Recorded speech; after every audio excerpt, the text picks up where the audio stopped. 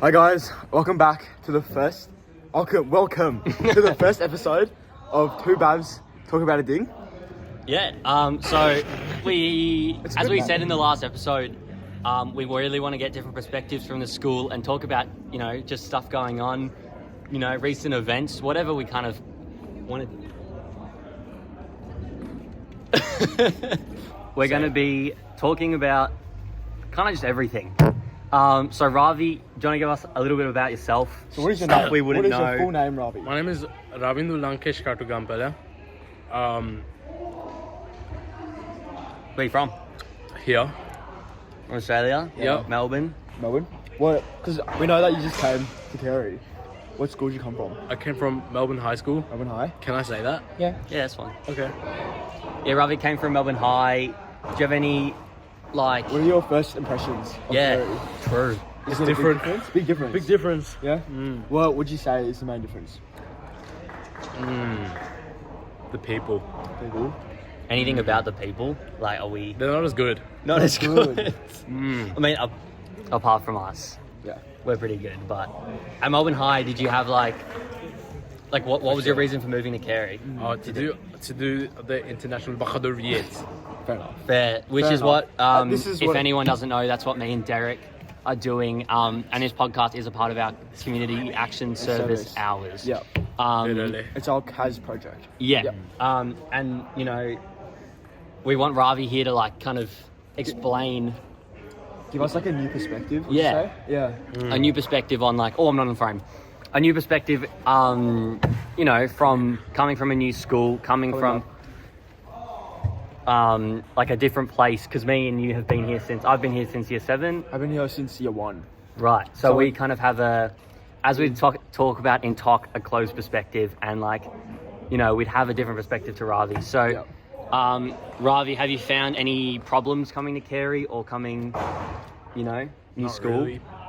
No problems. I reckon, me personally, I'm pretty good at making friends and stuff. Yeah. So That's true. I'm out here with people like these two. Yeah. But that would have been the biggest issue. But it's all good. It's all good. It's all good. Are there any new adjustments you've had to make? Not really. Not really. Yeah. With making new friends, what do you think makes you better at making new friends than other people? I'm a really lovable guy. You're lovable. That's guy. true. I'm a real lovable guy. He actually is he is the most lovable guy I know. Yeah, that's so true. On guy. So would you say as advice you'd give to someone, would there be anything you'd want to say be more extroverted, talk to people, which would help them make new friends if they're going to a new school or they're going to a new uni or whatever, whoever's watching? It's a new environment. Yeah. Talk to people. Talk to people. Everybody's nice. There's Put nobody's not yourself nice. out there. And would you say that something we always forget is people are all going through their own stuff and no one really cares what you're doing, how you look, what you're wearing. It's all about an internal thing. Would you say that that's been something you've noticed coming? Very much so. I think it's a good point, Sam. Yeah, I feel like Yeah. it's quite important to remember that as people we always focus on ourselves. But not we always focus on what No. other people think of us. Exactly. But they don't actually think of us.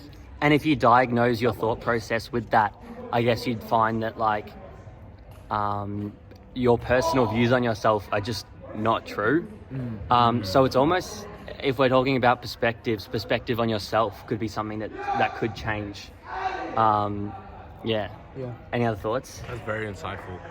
No, that's about it. The talk's Right. rubbing off. It Rubbing is. off. No, it's a good thing. So Ravi, would you say, where are your parents from? Sri Lanka. Sri Sri Lanka. So would you say that your parents have had an impact on your perspective? Definitely. Growing up in an immigrant household is very different to a lot of the people at this school, especially. I can vouch. Yeah, you can. So it sort of gives me a different understanding of the environment around us. And it's different cultures. Very different. Yeah. What would you say is different coming from an immigrant family that people just wouldn't really realise or talk about or know? I guess just life in general. There's more to just working, and there's sort of more freedom in an environment like this, in the modern day especially. Would you say compared to Sri Lanka? Yeah. Yeah. Yeah. So have you lived in Sri Lanka in your life, or? When I was Two. Two. And then you come to Australia. I moved from Australia to Sri Lanka and then back to Australia because my grandma was sick. One of them was sick. But yeah, life was very different there than here. In what ways? Mostly economically, Economically. because a lot of a third world country, very different sort of way of life. No, nothing like what we consider normal is quite luxurious over there. Like, because I feel like your economic abilities really like determine your lifestyle, your priorities as well. So would you say like the priorities are different? Definitely. Yeah. Would you say it's more like a working culture in Sri Lanka, or is it more It's just less that you've of a- got to? Yeah, it's more that they have to work harder to adapt to the modern standards, even if that's not what they want. Like So it's like doing it for, to become more westernized. yeah. Even though Like that's it's not not their the best. culture. It's not their culture. It's not our culture. Yeah. Yeah. Would you say that them becoming more westernized, as you said, is a negative, or do you think it's a positive? I would say it's a negative.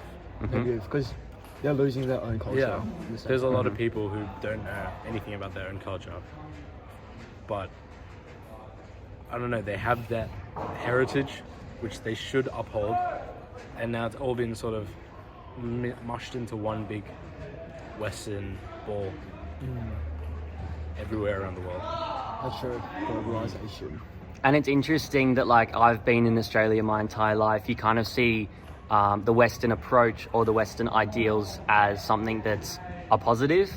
So hearing from like you, both of you, saying that you actually think it's a negative is changing my perspective on what I believe Western culture to be as a positive or a negative.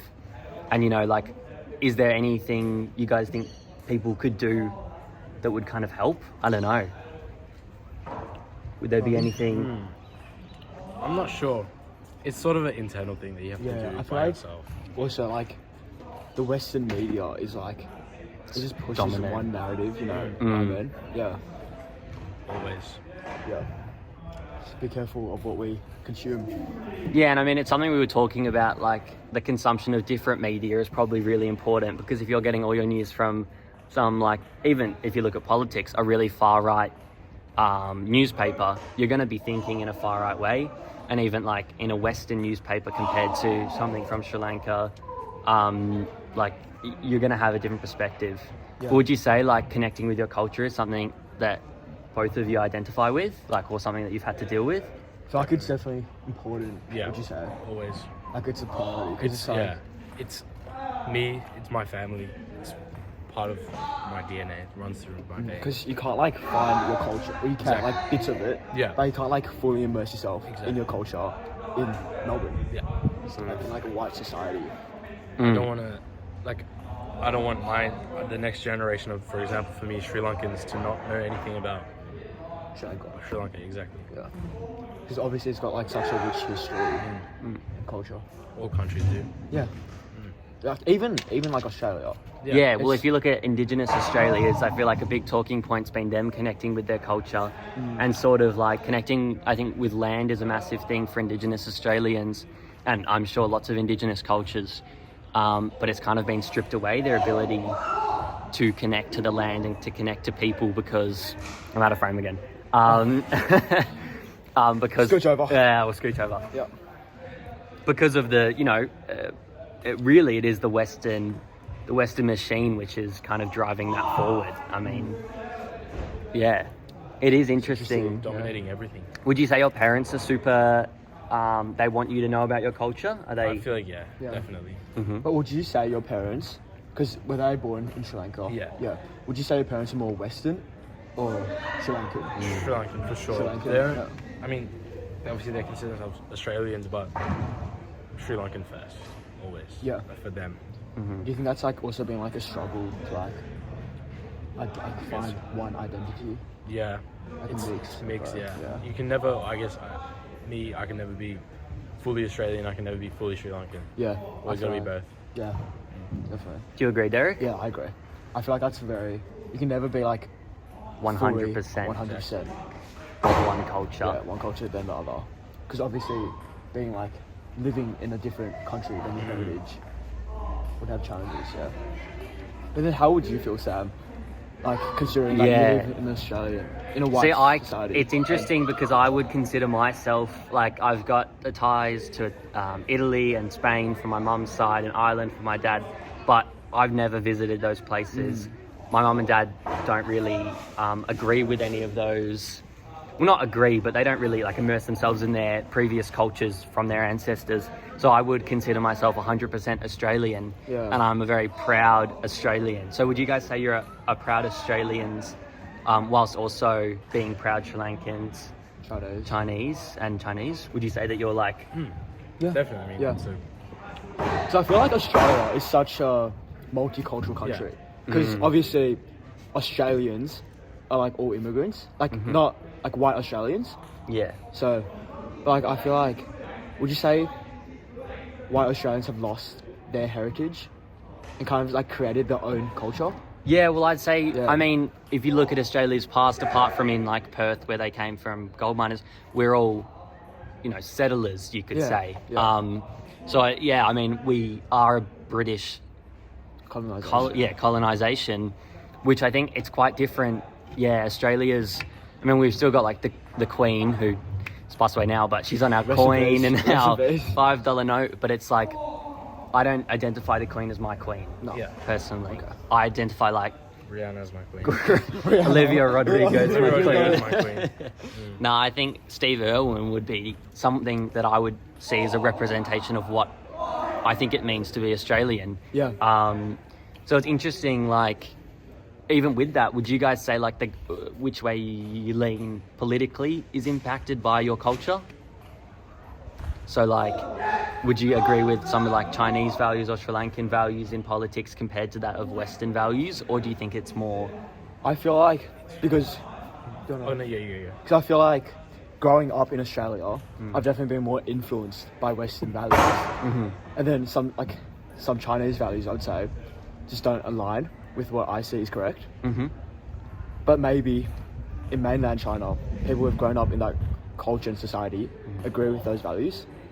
For example, like beating your children, or like even like the extreme of like Uyghur concentration camps, which obviously is not, or my perspective is not good. That's not correct. No, it's like obviously like a humanitarian crisis. But I feel like for some Chinese, they think it's like protecting their culture from like like they don't want the Uyghurs Muslims to dominate and like their influence the Chinese. Not that we're culture. saying it's right, but we're saying it's like what they want. It's Would you say that if you grew up in Chinese culture, you think you'd have that view? Like, obviously you can't know, but do you think that? I feel like you'll definitely get influenced a lot, like what your parents are saying, what you see in the media, stuff like that. Would you? Yeah, I'd like to think that if you disagree with someone, if you were in their position, if you had the exact same life as them, you'd probably be in you'd have the same view as them. So you can never really sort of hate them for it. You can disagree with them, and you can't really hate them for it. Yeah. Would you say that because there's like a difference in culture, Ravi, from like Sri Lanka and Australia, would you say there's been like a difficulty connecting with other people?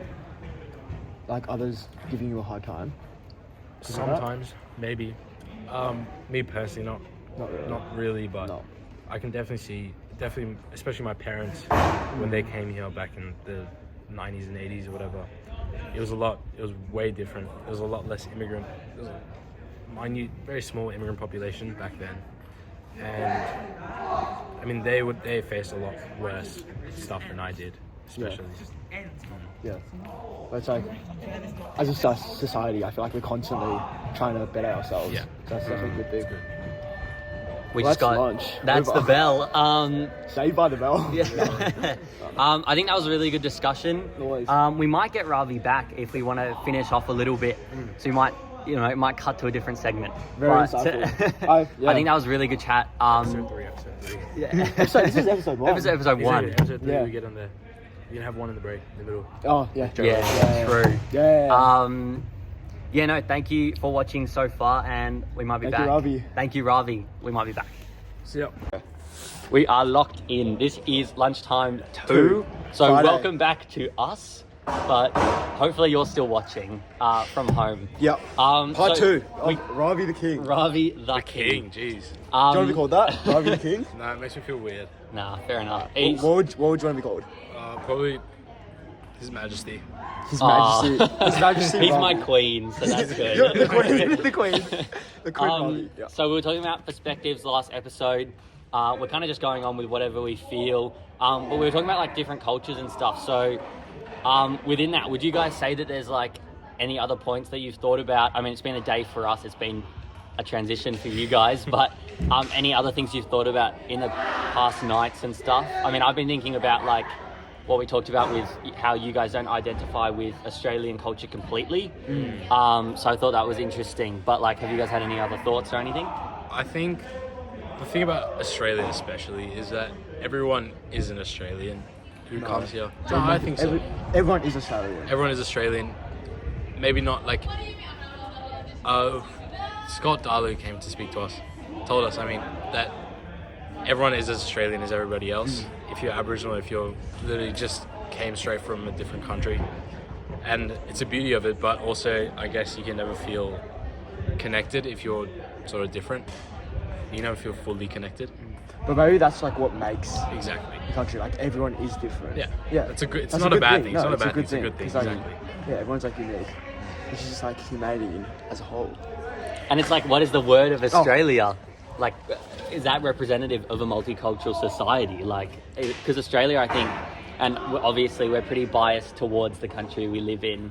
I mean, have you guys lived anywhere else in your lives, or you lived in Sri Lanka? Sort of, yeah. When I was like really Younger. little, but yeah. But like China. But like have you visited China? I lived in China till I was 3 years old. Yeah. But I can't remember. Do you have any memories? No. It's just all good. Right. Yeah. And did you move with your family, or did you move like My as family. in Like extended family, or like No, just my family. Yeah, right. Same. So Yeah. So Australia's interesting. You kind of got like it's a conglomerate of a lot of people. I mean, and it's just. I think it's a great place. yeah. But I still think we do have a long way to go within this Miss Kovalenko over there. She's our talk teacher. A long way to go with our acceptance and our definition of what being Australian is. Yeah. Yeah. Any other? Yeah. Not really. Any other insights? Not really. No. We were actually talking about Andrew Tate before the podcast started. So what are your views on Andrew Which is, and we're just kind of talking with this podcast about perspectives on everything. So this one kind of went to more cultural, but we can talk about anything. Any views? So Andrew Ravi, Tate. what do you I think, don't want to say mate? again. Let's say not Andrew Tate, but just sort of that culture. As in like the alpha? Not the alpha culture. I'd say more. Not the alpha culture. I don't agree with that. But specifically, Like the masculinity. the masculinity, sort of the self-improvement thing. Yeah. Especially the biggest thing I think is going to the gym. I think that's very important for everybody. Yeah. Because, I mean, it builds sort of a sense of purpose in life, generally, especially at our age where we don't have much to do other than school. But, I mean, yeah. There's definitely like so many. There's a lot of positives, also a bit of negative, but, you know. With like masculinity. Like, Yeah. Yeah. Like just like adding on to like the gym stuff. There's like so many studies that shows like fitness, especially like at our age. There's so many benefits. It's like mental health, Exactly. social, everything. Yeah. I think it's crucial. Like, you've got to have some form of exercise, and that might not be extremely popular. Obviously, you might have something that's stopping you from exercising. But I think, like, I go for a run. It doesn't matter how far I run, but it feels like someone's taken my brain out of my head and given it a wash. And I feel like that's sort of what exercising does for us. It's like a reset kind of. Yeah, it's a reset for your brain, and it's a sense of accomplishment because sometimes really. you can have this, I think, feeling, and I know it's just from me, I don't know if this is applicable to you guys, but a feeling that like you're not accomplishing too much if you're just going to school day in, day out, sport on Saturday, Sunday off, back like into school. Everything's like a repeat of that. Yeah, before. so you being able to just run a 4K or row a 2K race or whatever, lift 120, I don't know how big you are, mate. Yeah. What are your maxes? Like 175 175? deadlift. Oh. Not great, but No, could that's do that's better. pretty good. I would say that's good. Like- Could do better. Could do better. But That's double your body weight. nah. I weigh too much. No, but that's That's good. That's really good. Better than me. I think much better. what you were talking about, I feel like that going to school every day, doing just your normal activities is sort of falling back and just being normal, being the same as everybody else. But if you push that just that little bit more, you sort of become better and makes your whole life better in everything. And that can apply, like just doing exercise can maybe make you better at even school, which puts you ahead even further. Yeah. Sort of like a domino effect. Yeah.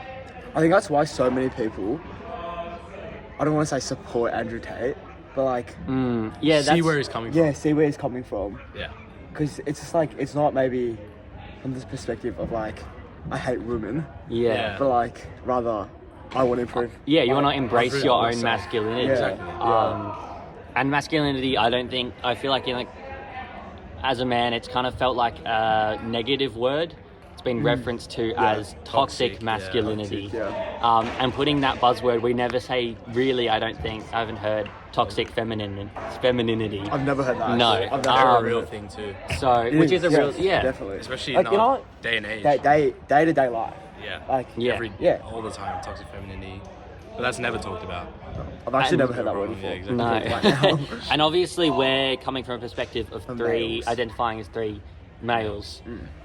So we are going to have a different perspective, but I think it's important to accept or listen to our perspective as well, because I do feel like sometimes it has been a little bit Demonetized. Demonetized, It has yeah. been I was going to say demonetized. underrepresented, but Yeah. no, not underrepresented. Like, Well, yeah, I think it demonetized, has Obviously, yeah, demonetized. history-wise, we've been overrepresented. Yeah. That's true.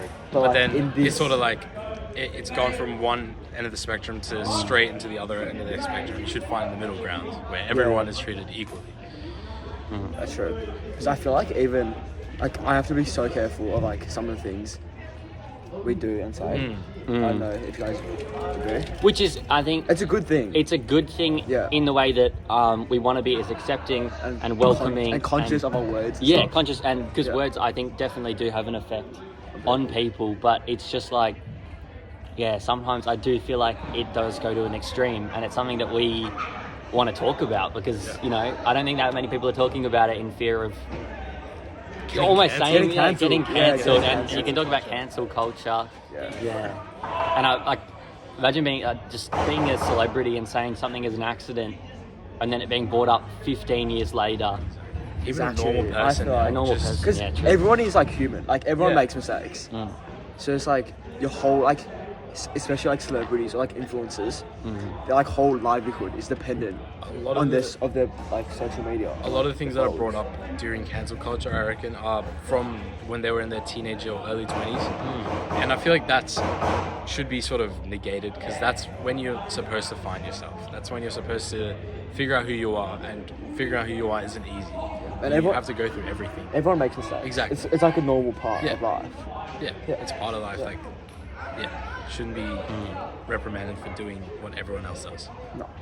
And crucifying someone for like something they said on a video call or something, and obviously we're not saying it's something they should have said. Yeah. It's just that it seems to be just too much. I don't know what. It's like not attack, but like Yeah. I feel like It does. I think it does feel like an attack. Yeah. It's like everyone's coming at you. I mean, I personally haven't been cancelled. no, but not like, yet. it doesn't. Not yet. But it's like social. Like you could even say like, what's the word? Like social pressure, Yeah. Well, yeah. I like social. like peer pressure, kind of. Yeah. Yeah. But it is interesting with the masculinity, as in like why that has become such a negative thing. Yeah. And I think that's where, with Andrew Tate and stuff, we don't agree with Andrew Tate. We kind of think he's a bit of an idiot sometimes. Yeah. But some of his points are valid. I do agree with. Yeah. but it's just like But most of his stuff that he says like on the normal is pretty good, is very good. But then you said like some of the stuff he says is stupid, but then some of the stuff that everyone says is stupid. Yeah, that's true. And everyone has stupid moments. stupid moments. Yeah, exactly. I definitely I've had like a bunch of stupid moments. We have stupid moments Some every more than day, others. but Every I day. guess that's, a part of living and a part of, being a person. we all kind of have done. I feel like we just have to accept everyone for their mistakes and also positives, but yeah. So we've got a hash being thrown. Yeah, would you guys say anything else about like exercising and that? Like, what do you guys do for exercise? You go gym? Yeah. Go gym? Go gym every day. We Almost. go gym. Don't miss leg day? No. No, never. I can tell. No, so you're always working out at your home gym? Yeah. That's good, nice and convenient. Yeah. I feel like your exercise pace, like if you go to the gym, that's very close to your house to boost motivation. Yeah. Yeah. I think, I mean, at the end of the day, I think exercise is the most important thing. Because I was extremely morbidly obese. And I was just really unfit and really unhappy. And then sort of going to the gym has really helped me come out of it. And It's like boost self-confidence. yeah, Yeah. When would you say that, like, switch. yeah, Probably last year, the year before, last year, was when I really had hit rock bottom and came back up. Was it like a event or something? Like, Not really. just like I looked in the mirror, I looked down, I saw the scale, it read 101 kilos, and I was like, that's not okay. That's not okay at all. So I sort of switched up from then. Yeah. And did you have role models that you think helped you with that? Would there be someone that you'd say, as in online or family? No one in my family really went through much of that kind of stuff. I think within my personal space, especially like Sri Lankan people, they don't really care about health that much. My cousin was the one that introduced me into exercise in that sense, because he's in the army now, but he's a jack guy. He's all that. But yeah, I mean, it's a lifestyle. It's not really just doing it. That's changed for me, I guess. Yeah, I feel like that's a really big, because there's like body image and stuff, Yeah, right? exactly. Like your own body image of yourself. But I feel like even like in like not men, but like in like gym culture, there's like such a big like stigma around like body image and like what you look like. Dysmorphia, I think, is a big thing. Like it's like obviously in social media, it's like very prevalent in like women, but like obviously that's also an issue. Yeah. But It's very prominent in men, but yeah, nobody really talks about it. Yeah, it's like when you're eating, like when you're on the cart, Exactly. like you're just like starving yourself sometimes. Like overeating, like you're like I have to eat. Yeah. To gain mass. Yeah. Exactly. It's not that healthy. Yeah. I feel like, and the standards set, especially with modern media, like you go watch a movie and everybody's friggin' 6'5", 200 kilos of straight muscle, and you sort of have to live up to that. But you can't, because the normal person isn't getting anywhere near that. Would you feel like yourself? Would you say like yourself? You feel like your self-worth Has gotten better? Yeah. Yeah, definitely. Yeah. I mean, yeah. People say love yourself whoever you are, but if I met the person I was 3 years ago, I probably would hate him. I definitely would hate him. Yeah. It I would feel be like a little bit weird. I would agree with that. Would you? Yeah. No, I feel like every year I change as a person. I look back on videos from me Like in snap, January. like snap memories. Yeah, snap 1 year memories. ago, 2 years ago. Yeah. Oh. And it's like, that's not the person that I am today. No. And I actually think that's a really important thing, being able to look back and saying I've changed is a positive. Yes. Exactly, yeah. And I feel like sometimes it's seen as like a negative, this person's changed, whatever. That's lunch again. We were three? getting into It it. was so good. Round three Yeah. next time. But yeah, it is super important to just change as a person, because I think that is key. I mean, Yeah. Very yeah. important. Definitely is. damn, we have to Okay. finish. Well, I've talked now. You guys have Sam? spare? I was spare. Talk. Spare talk. Oh, good. All right, we might be back for round 3. Maybe. Really. See you guys. So, All right, so we've moved spots, as you can see. We were just talking about exercise and what we think exercise does for our bodies, for our minds and stuff. Yep. So do you want to lead on with anything, Ravi, about what you think of exercise, how it's impacted your life? I don't know. Yeah. Oh, I think I went over pretty much everything last episode. Yep. Anything from you two? Well, I just say, like, I think it's quite important if you've never exercised before. I know with our school, we're lucky enough to have the opportunities to have an APS sport, which is basically a compulsory sport that you've got to do in the summer and in the winter. and I know that like something I did rowing in year 9, Derek's still doing it now. It's something that I personally found is kind of pushed you to like your next level. And I think that's something that's super important. Like you can still be exercising, but you need to be able to push to that next level. Not every time you exercise, but I think it's a key fact that you've got to look at. So would you guys agree that like within exercise, you really got to have that push? And like sometimes when you've got better facilities like we do, we're very privileged with what we've got with like the rowing and everything.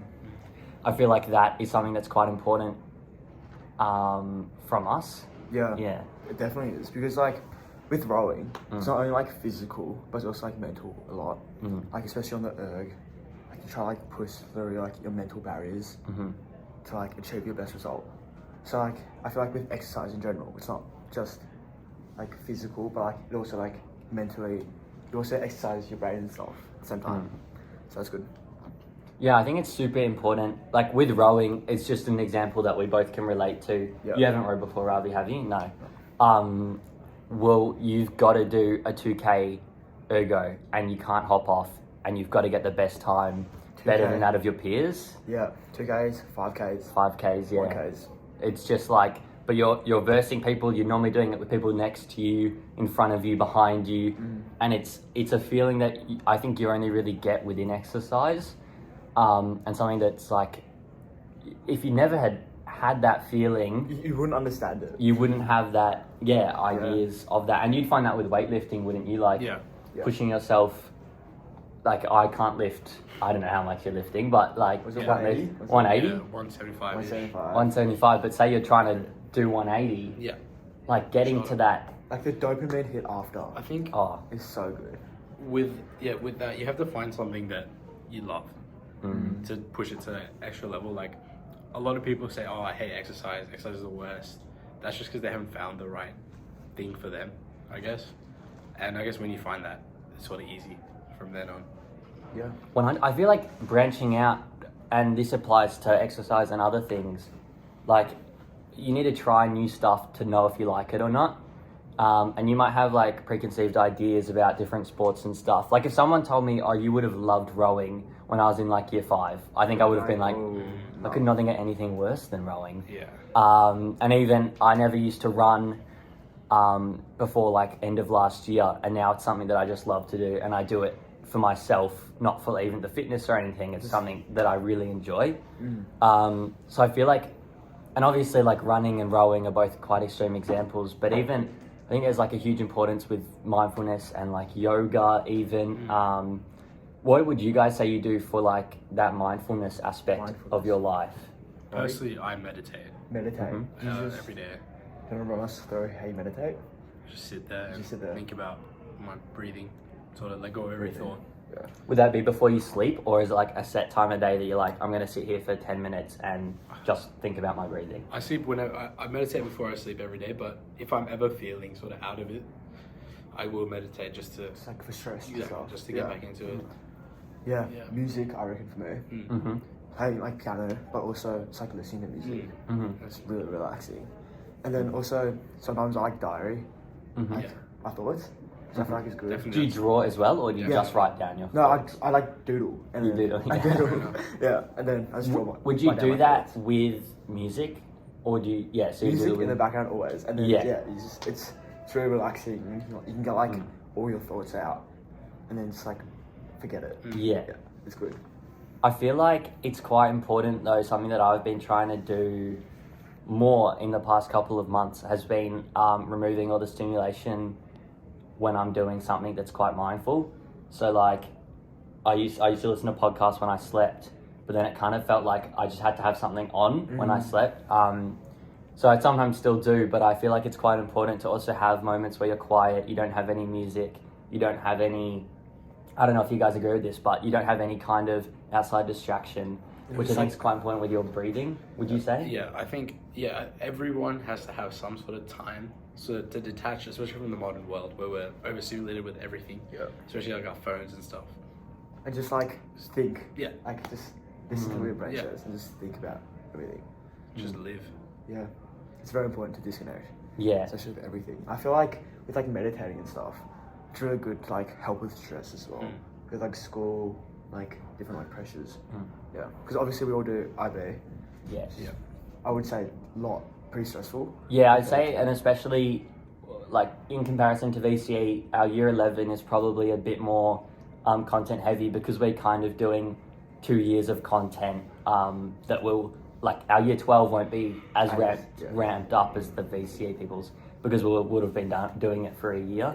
So I mean, we're in first term. How are we finding IB? This is tiring. IB podcast now. There you go. Tiring? Tiring. Yeah. Tiring? You ready for that holiday? Yeah. I'm cruising out for that holiday. I'm I ready to feel- go jet skiing, bro. Jet skiing. yeah. Where are you going? Go to Yarrawonga, which is our house, and then we jet ski and boat and stuff. That's Skiing's fun. That's very exciting. It's good. I feel like I'm already in the holiday. Yeah. Like just like disconnected. From What school. week are we? Week 8, I think. 8? 2 more weeks. Yeah. Always. Because like in my mind, Which is a lot. rowing, head of the river. Yeah. Is this week. Once rowing's done, this term's done. Done. Yeah, and you can relax. Yeah. What kind of stuff do you like to do on the holidays? The holidays. For me, it's about like kind of disconnecting. Like I'll probably won't check my phone as much on the holidays, or I'll watch too much TikTok. Either or.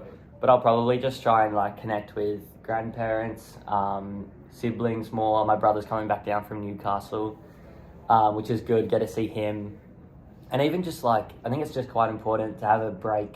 Not a break from people, but a break from like everyone, right? like an I know, environment yeah. of people. Yeah. I know when I get to school, I don't know if this is you guys, but I get to school and I'm just so tired sometimes, like to talk to people. Would you guys find that? Definitely. For sure. Like especially after school. Yeah. When you go home, you just drop your bags and it's like, And it's like Yeah, I it's feel like like- your battery's drained. I Yeah. feel, and I feel like we're at like the just before the end peak of term 1 now. it's like so the hardest part. yeah. Yeah. And I think we've got a lot of assessments coming up. Do you guys? Yeah, I got an English presentation next. We'll see how that goes. We just had ours. Oh, Yeah, we just had how'd you go? Oh. They did Who pretty cares? good. They did pretty No, you good. did good as well. You did good. Good performance. Hit horrible. It's alright. I wouldn't say horrible. Next time. It's all good. Yeah, so we're all a bit stressed.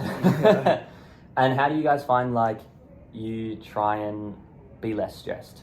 What would be like, so you've got your mindfulness, but is there other ways that like obviously scrolling TikTok is probably a good stress reliever, but is there another? Do you think scrolling through No, TikTok? I don't think so. You don't think it's a Yeah, stress I reliever? I feel like it's a bit. It adds stress, not stress. Yeah. It's like adds like. I Add think stimulation? It literally, I'm pretty sure, like in your brain, it adds cortisol, like Mhm. which is the stress hormone. So Right. Because I feel like, especially when I'm on TikTok, I'm like procrastinating to do something else. It's like a break, kind of. So then I'm like, oh, I have to be like doing homework, or I have to be like sleeping right now or something like that. And I'm just like, Yeah. oh. I think it's that dopamine release though that you get from, watching a new video. it's all the instant gratification. Yeah, exactly. I'm trying to switch away from that now Yeah. recently. So yeah, so stop going on everything and sort of become against it all. Like, do you still have TikTok No. download? No, Deleted it. you done? Instagram as well, like just in the scroll. I use Instagram just to message the group chats, but Yeah. other than that, yeah. Yeah. What about YouTube? What do you think?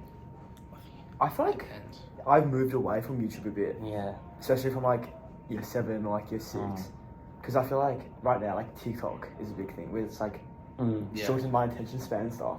So some That's why I'm YouTube trying videos, to switch out. yeah. Like, because I realize, I mean, like in the future, especially when I go into a job, you need a long attention span.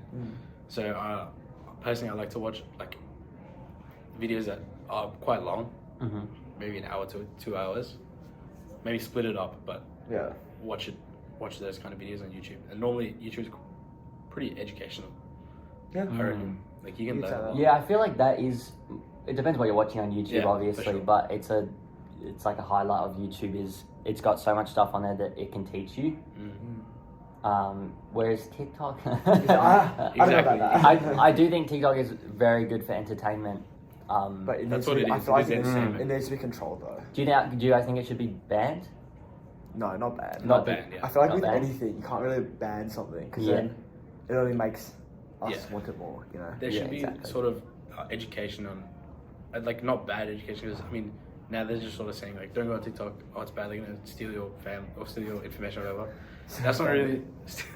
That's not gonna deter many people away. But if you teach them like truly like how it affects your brain and how, I guess, think about what you feel and deep reflection, you might switch it away a little bit. Which is kind of what happened to me. Yeah. I feel like that's really important right now, especially like removing yourself from like all this content and stuff. Yeah. I found it really interesting. We had a guest speaker called Paul Dillon come in, and he was talking about alcohol and cannabis use and its effect on the brain. Yeah. But it's interesting what TikTok and all of this short form media would do to your brain.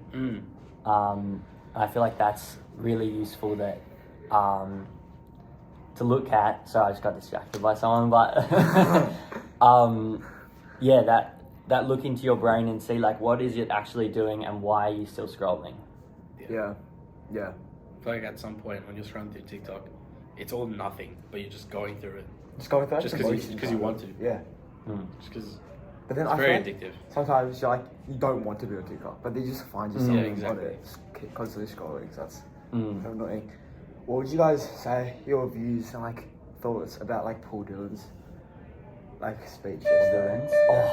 Are you serious? It's our last episode. It's our last part.